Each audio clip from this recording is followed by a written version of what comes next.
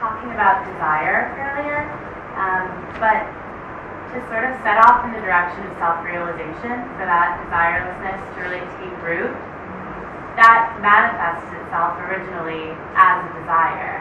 That's how I see it anyways. So how then does that desire in that instance sort of transcend itself? Or because it's a desire for self-realization, is that qualified differently than a desire for a vacation or desire for ice? Well, first of all, it's important to realize that the desire itself is not the problem. The problem is the attachment to getting the desire fulfilled.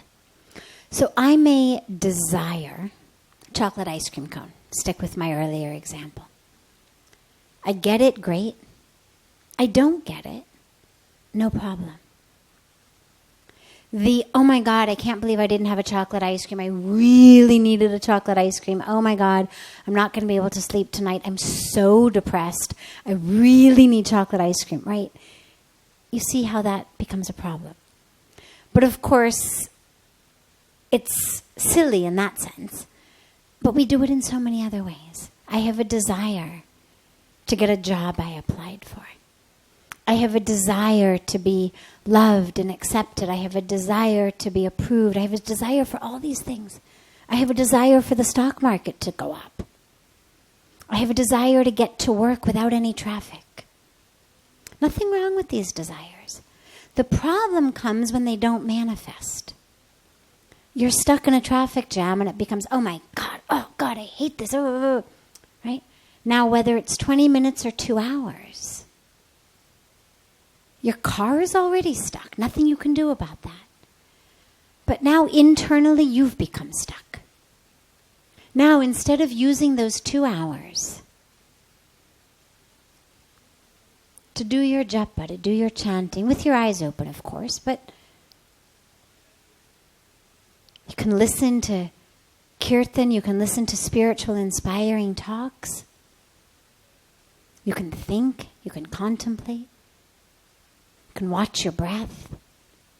And there's an infinite number of things you can do stuck in a car.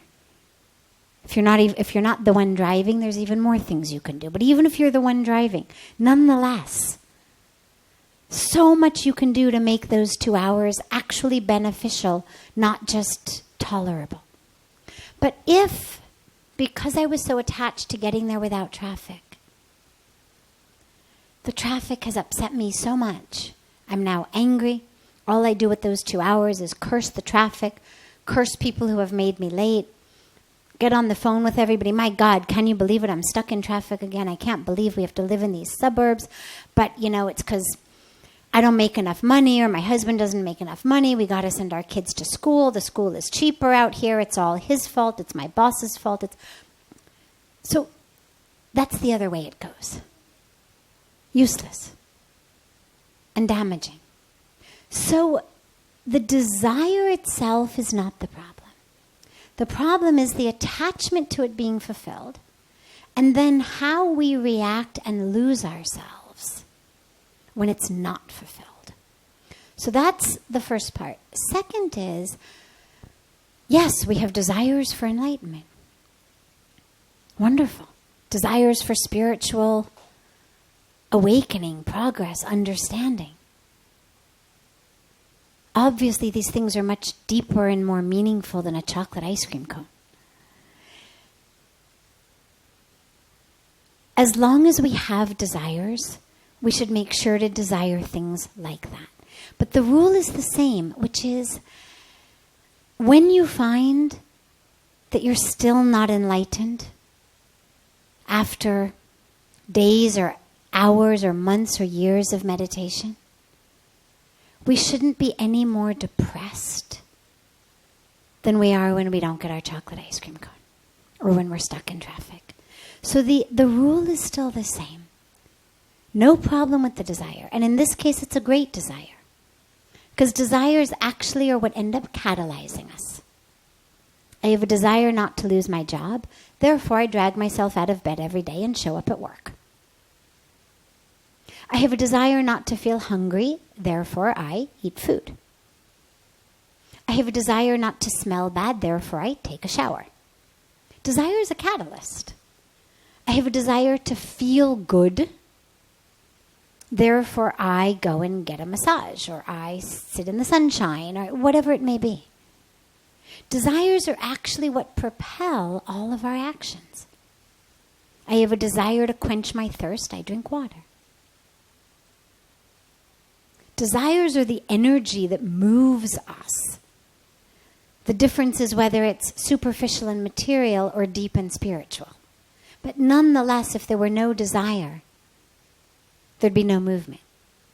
You could say, I have a desire to be just a vehicle in the hands of God, totally surrendered to God.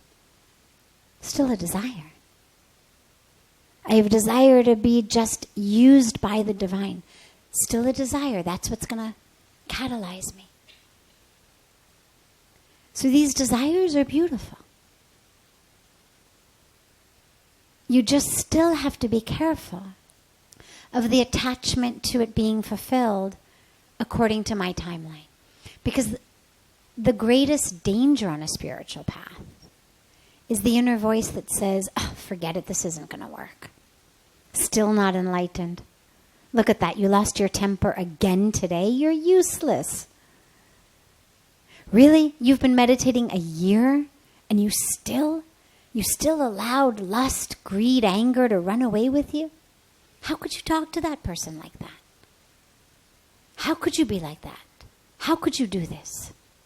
Forget it. Clearly meditation's not doing anything for you. Just give it up. So that's the insidiousness of the ego. So you have to be really careful about that. So yes, we have the desire for spiritual progress, for enlightenment, for freedom. It's why we walk a spiritual path. I have a desire to eventually reach Calcutta, let's say. Well, that's why I'm going to get in a train headed to Calcutta. But if I'm not there in 5 minutes, I don't want to start having a panic attack. Probably takes a few days to reach there by train. If I'm going by foot, it's going to take me a lot longer.